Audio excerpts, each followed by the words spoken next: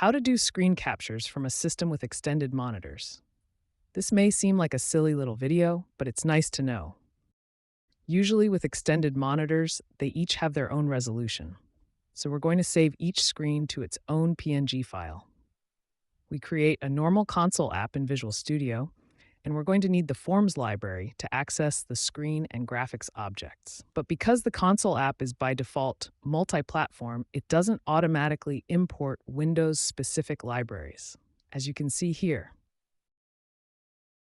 If you right-click your project, around the middle you'll see the menu item Edit Project File.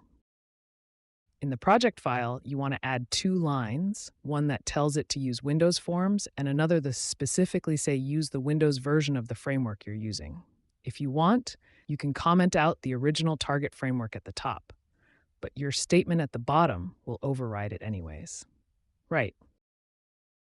Back in our program.cs file, we added an int variable just to keep count on what screen we're working with. Using the screen object, we iterate through each screen. We create a rectangle area from the bounds properties of that screen and create a bitmap object of that size to hold the image. We create a graphics object from that bitmap so it has a memory surface to work on. Then we simply use the graphics object to copy the screen into the bitmap object. All that's left to do is use the screen number to save the bitmap to a PNG format. Of course, we just need to increment the screen number and add a bit of output to see what's going on. Going to the debug folder, we can see the two PNG files saved. Notice they are different resolutions. In our case, we had a laptop with a larger external monitor attached.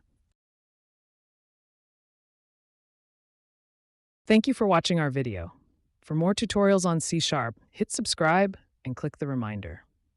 Give us a like so the video can be visible to more people.